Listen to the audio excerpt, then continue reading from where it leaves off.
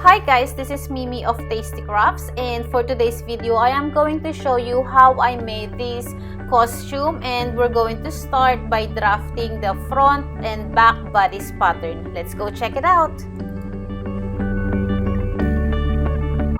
Hello guys! In this video, pag-aaralan naman natin kung paano gumawa ng basic bodice pattern. This is the block pattern that we're gonna be using for creating blouses and dresses for my kid Savannah. And of course, ang pattern na ito is for children.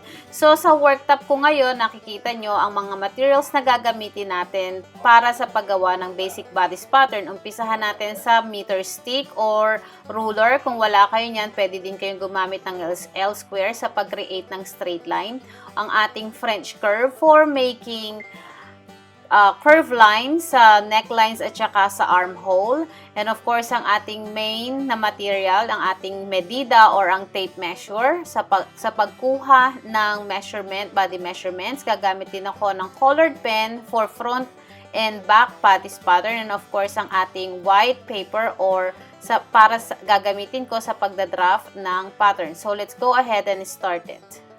Before I go ahead and start making the basic bodice pattern or yung ating block pattern, of course, kinuha ko muna yung body measurement ng aking anak, which are the following. Kukuhanin natin yung bustline, yung waistline, yung hip line, shoulder, at saka yung full length nung body measurement.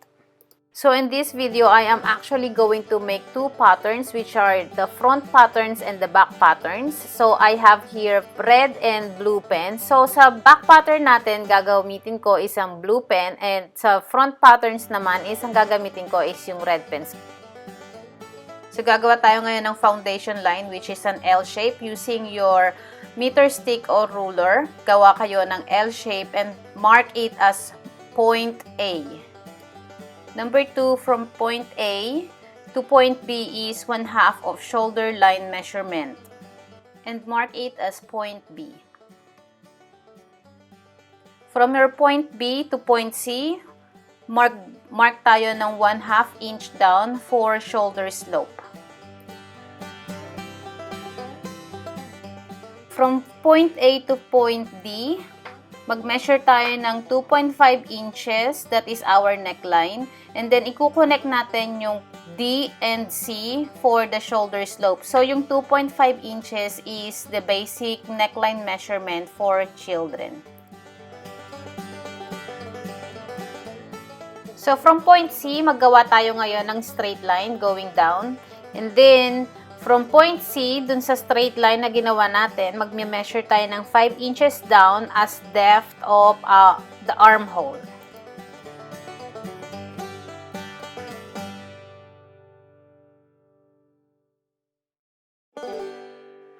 From point E and point A, we're going to draw a horizontal line and we're going to mark it as point F. That will be the bust line.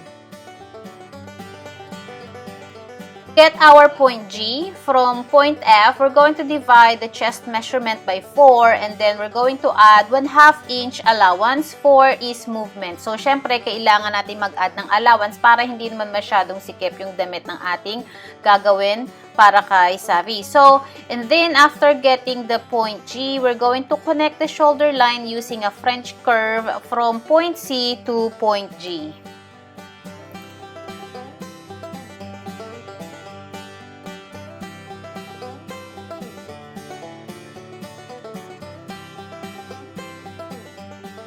So now from point A, we're going to measure 1 inch down as a neck depth, and we're going to mark it as point H. And then we're going to connect letter H and letter D, and that will be our neckline.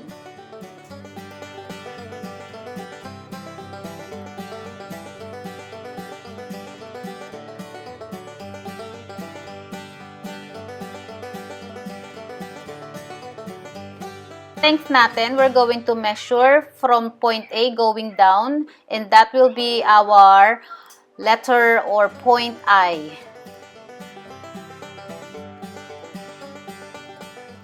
And then from your point I, we are going to make a straight line.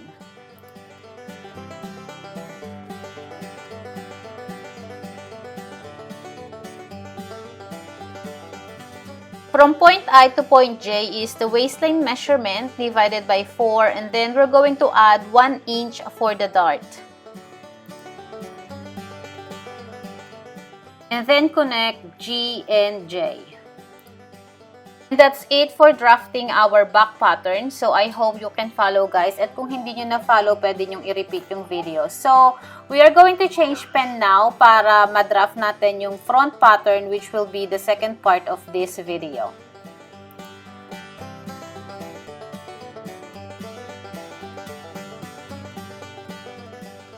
Starting from our shoulder slope, from the point C, we are going to mark 1/2 inch downward, and we're going to mark that as number 1.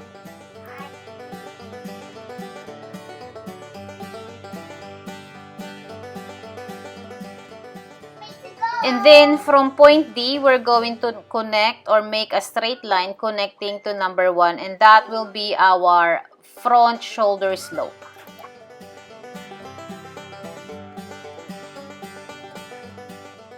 And then from the chest line, we're going to mark 1/2 inch inward for the front, and then we're going to mark that as number 2. And then from it, we're going to connect the shoulder front slope from number 1 and number 2. Iko-connect natin siya using our French curve, and that will be our armhole for the front pattern.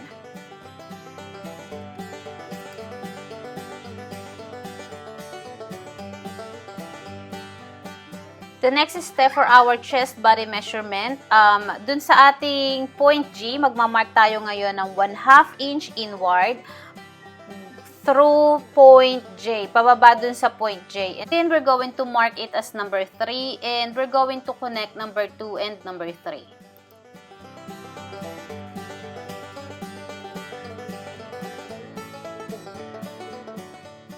And from our point A to number 4, for the front neck, we're going to mark or measure 3 inches down as a depth of the neckline sa ating front bodice pattern. And we're going to mark that as number 4.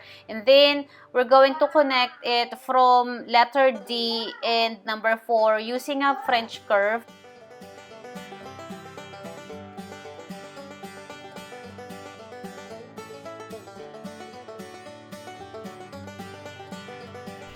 So, there you go. Ito na yung ating, the red line is our front pattern.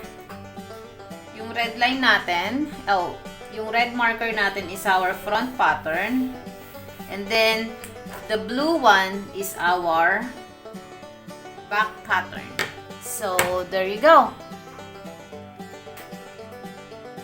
If this is your first time here in our channel, this is all about DIY, sewing, cooking, and baking. I provide tutorials and how-to that is an easy hack for you and me. If you want to learn more, hit that subscribe button plus the notification bell so you will get notified every time we uploaded a new video. Thanks for watching!